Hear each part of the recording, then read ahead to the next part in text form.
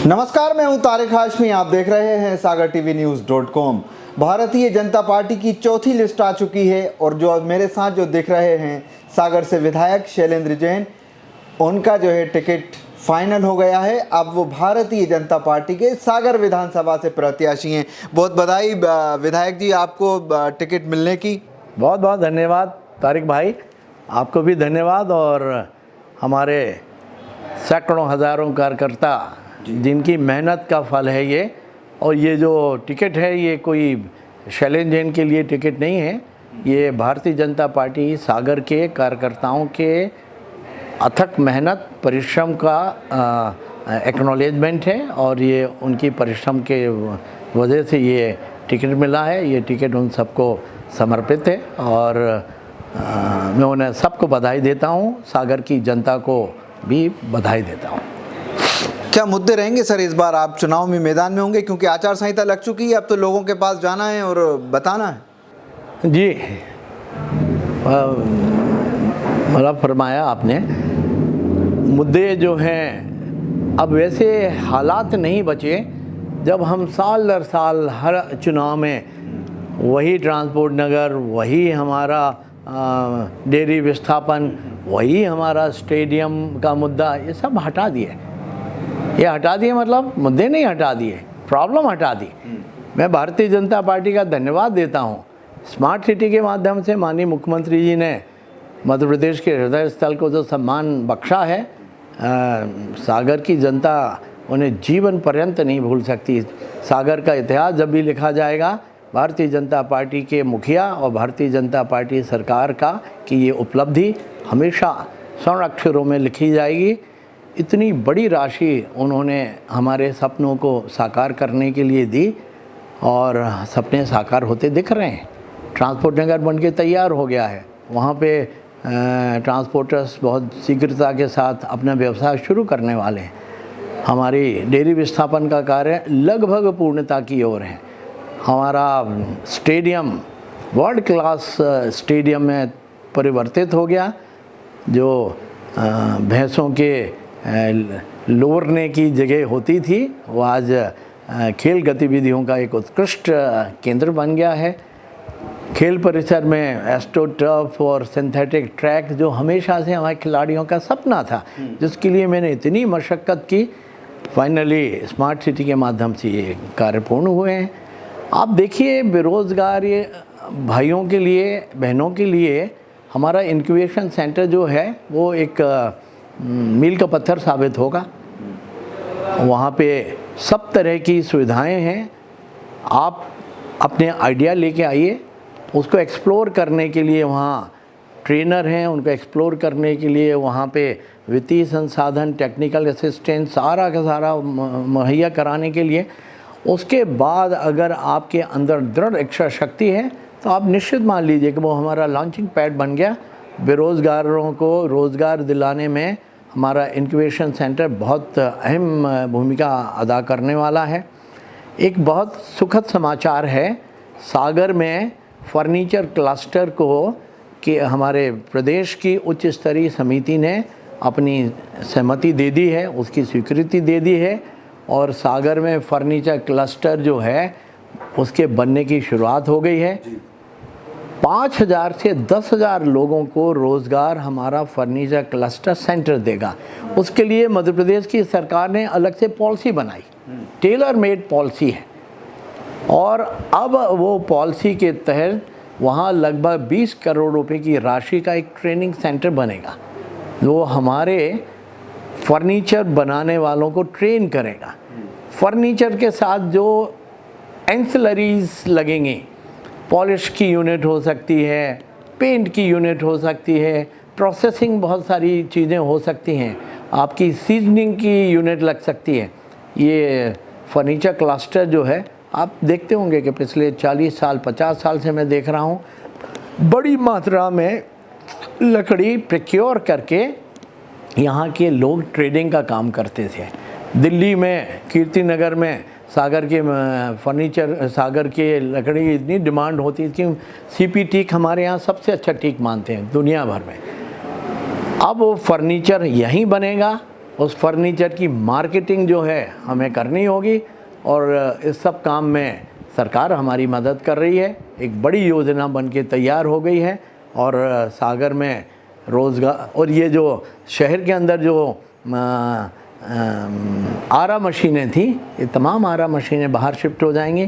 तो आप पाएंगे कि सागर में हर कुछ वर्षों के अंतराल के बाद जो आगजनी की घटनाएं हो जाती थी वो सब ख़त्म हो जाएंगी और सागर में जो है रोज़गार के लिए एक बहुत अच्छा एक उपक्रम। तो आपको टिकट हो गया, लोग जब आपका टिकट नहीं होता उससे पहले ये बोलते हैं कि साहब इस बार सागर से शैलेंद्र जैन का टिकट कटने वाला है और अब कैसे तो मिलना ही नहीं है, और ऐसा लगता है जैसे कि बस आप टिकट गया और आप बिल्कुल खामोश बैठे रहते हो। तो लोग जो आपके समर्थक आते हैं वो भी सोचते हैं कि ऐसा लगता है इस बार नहीं मिल रहा, लेकिन आपकी वो जो खामोश रहने की जो एक अदा है और वो जो लोग एकदम आप कहते हो कि मेरा तो टिकट घर बैठे बैठे आ जाएगा, मैंने काम ऐसे किए, तो क्या है बात?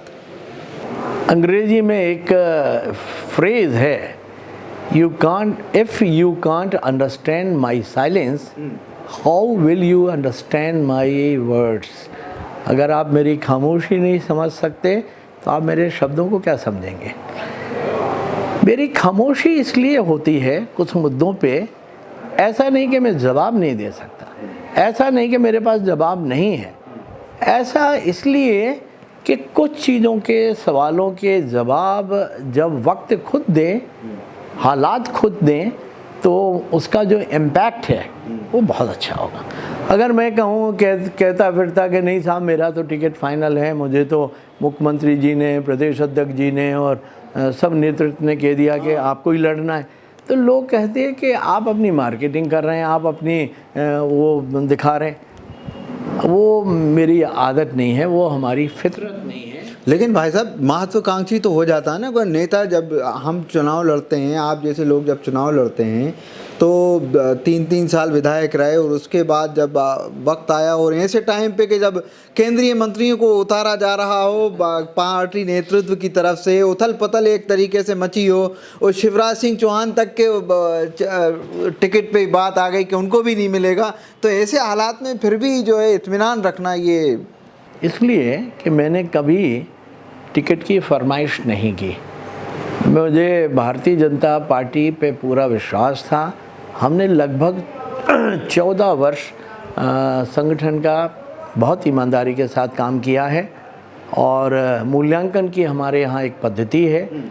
विभिन्न पदों पर रहते हुए जब 2006 में मुझे जिलाध्यक्ष का पद ऑफ़र किया गया तो लोगों को सहसा लगा कि ये कैसे हो गया, लेकिन मुझे विश्वास इस बात को लेके हमेशा रहता है कि भारतीय जनता पार्टी ही एकमात्र ऐसा राजनीतिक दल है जहां सतत मूल्यांकन की एक पद्धति है और व्यक्ति का उसके कार्यों के आधार पर मूल्यांकन होता है और उसको समय आने पे निश्चित रूप से उसको पदों से नवाजा जाता है। मैं धन्यवाद देता हूँ केंद्रीय नेतृत्व का, प्रदेश नेतृत्व का, माननीय मुख्यमंत्री जी का, माननीय प्रदेश अध्यक्ष जी का, संगठन महामंत्री जी का, सम्मानीय कैलाश विजयवर्गीय जी का, सम्मानीय नरेंद्र सिंह जी का, जिस तरह का विश्वास उन्होंने व्यक्त किया है। और ये मुझसे लगभग 2.5 महीने पहले 1-to-1 वाले कार्यक्रम में मुझे बोल दिया गया था कि सागर से मुझे चुनाव लड़ना है।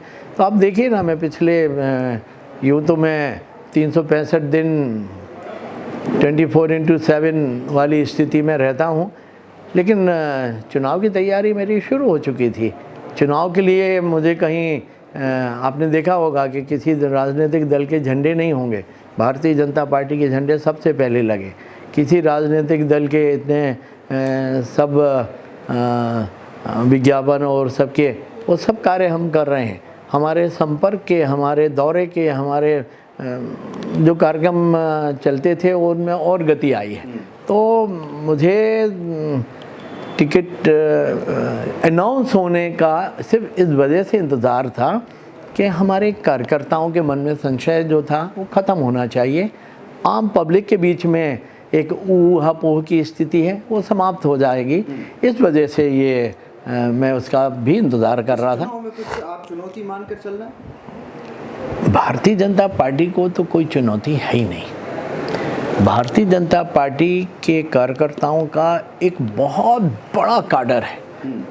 लगभग अभी हम लोग जब ऑन पेपर देखते हैं तो 7,500 कार्यकर्ता दायित्ववान हैं, किसी न किसी दायित्व पे हैं।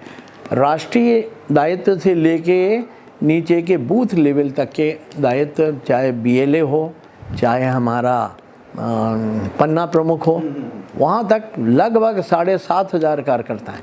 वो जो पूर्व के हैं वो अलग हैं।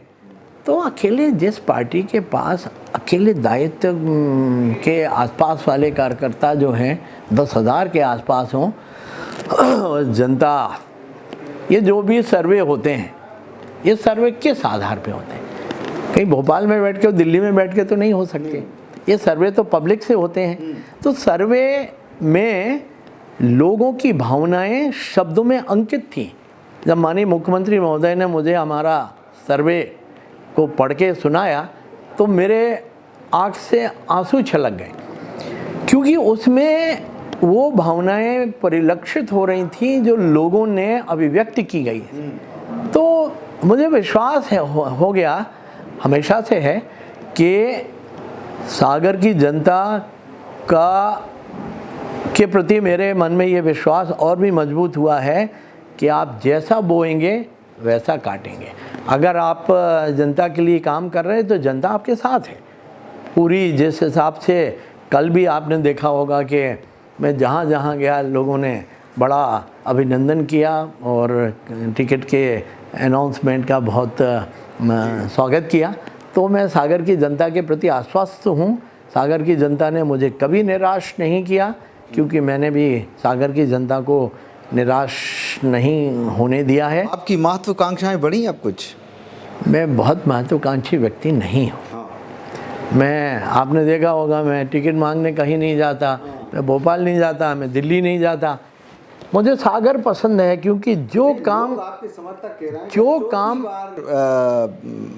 चुनाव लड़ रहे हैं और जीतेंगे, जो समर्थक आपके कह रहे हैं, और इस बार मंत्री बनना तय है। अगर तय है तो फिर बनेंगे और कई गुना ताकत के साथ सागर का विकास करेंगे। सागर के लोगों की अपेक्षाओं की पूर्ति होगी।